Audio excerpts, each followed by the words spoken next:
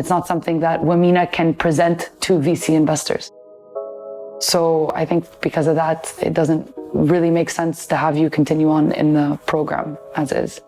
This is Womentum, a startup accelerator like no other for the best boss ladies in the Middle East.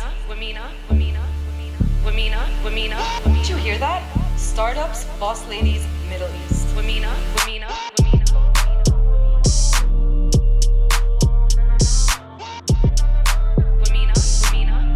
At the end of the day, I'm an investor, and this is a business decision.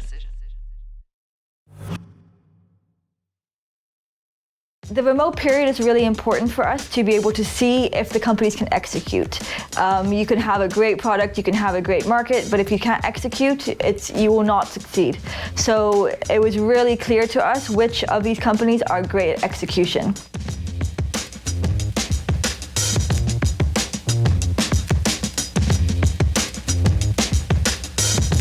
We took you to Berlin to take you out of your comfort zones, right? To make you think outside the box, to get really creative, to look at yourselves and your businesses differently.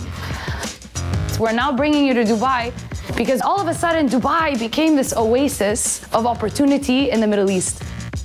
Dubai is a startup. The way that it's managed to not only transform itself physically, but actually transform its own narrative is something that we can all learn from.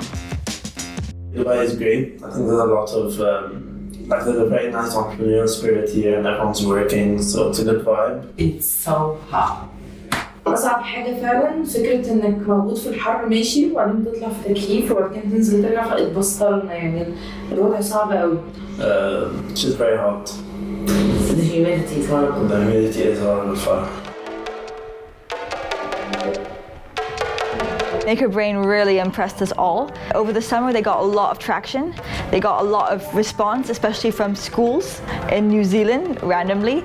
And this really showed them an opportunity in the market which they could then pursue. We managed to generate first revenue for the company this summer, right after Berlin. Very excited about it. One day we discovered that there are like 500 accounts that had been created in New Zealand. Actually, what happened that there are a power teacher that discovered MakerBrain through research, organic research, tested it with her kids, and then took to other teachers in a network of schools, and other schools started to use it. It was never advertised in New Zealand. Yeah, we never advertised there. I was in a very torn place with MakerBrain when we left Berlin. I got their company, but the feedback that I received from Sophie and Sammy was that they just didn't get it. Dude, I still don't fully get it. You are their target market. You are a kidult. Now they finally have figured out their go-to-market strategy.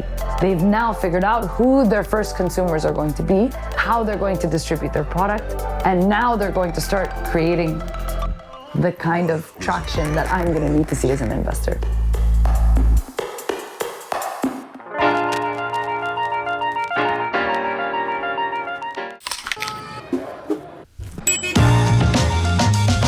So we developed our tech platform.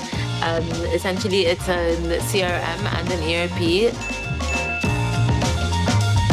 After the Berlin trip, we just hit the ground running. So our tech has enabled us to cut our operations about 4 hours on a daily basis. Use it to deliver our products, to implement our orders, our stock inventory management. It's only internal and we use Android.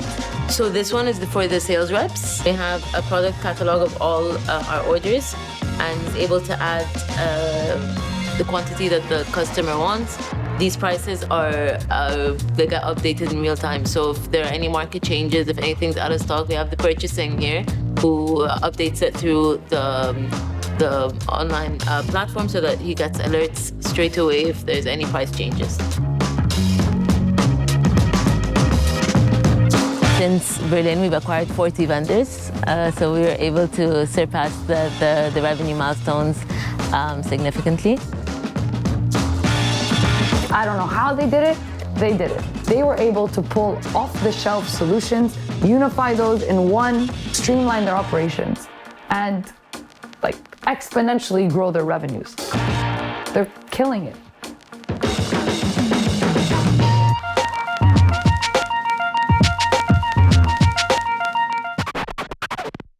I am Ziad Muntasir. I'm the head of strategy and development, and I'm excited to be here at Womentum for the next 2 weeks. Go Passport.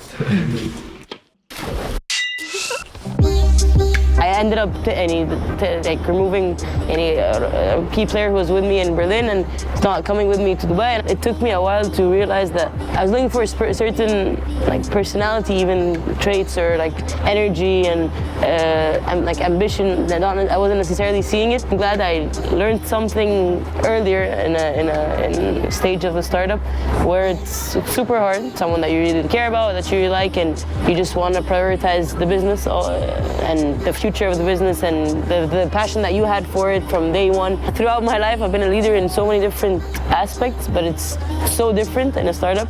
First, I was being so hard on myself, and that's an emotional drain. And then I'm you know what, embrace it. It's a learning experience, and that's how I'm seeing it. I can just see it. I can see the emotion and the struggle and the stress and the frustration and the disappointment and everything kind of going on there. But wow, I'm in awe of the fact that she was able to recognize that, make that decision in the middle of the program, take a stand, and just keep going. These traits are such a clear identifier of a natural leader. Yeah, so Ziad I've known him all my life growing up. We played tennis together. He also had the college tennis experience. He worked in the college placement, helping kids with scholarships. I don't want to rush into a co-founder thing because it comes with a lot of expectations from both ends. So Nada and Ziad are still co-founder dating. I think these next couple of months will be quite critical for her to see what he brings to the table, and I think her last experience will be able to help her to assess that correctly moving forward. I do want to kind of tackle a little bit of an elephant that's not in the room. There's a team that's not with us right now, unfortunately. Basically, back in Berlin, we found out that DCT's legal structure wasn't something that I was really comfortable investing in. It turned out that they had made the decision to change elements of their legal structure, but not in the way that we needed them to. But once the decision was made, I felt like I needed to go to Beirut to tell them in person.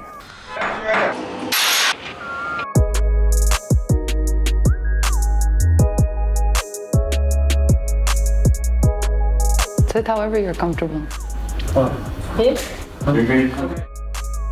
When we met you in Berlin, I think for us it was very exciting, clearly, and we had so much hope, and I still have so much hope for the business that you're building and the capacities for you as an entrepreneur. But we had an issue that came up, which was the current, the structure of the company. The current legal structure of the company, which is not actually a problem for you as entrepreneurs and is not a problem from a business side, but is a problem when you're looking to raise VC funding. So we needed, that legal structure to be amended and essentially bringing all of the IP into the DCT entity. We're now, towards the end of the program, and that structure didn't change. And it's not something that I can invest into, and it's not something that Womena can present to VC investors. Honestly, that would be embarrassing for me. So I think because of that, it doesn't really make sense to have you continue on in the program as is.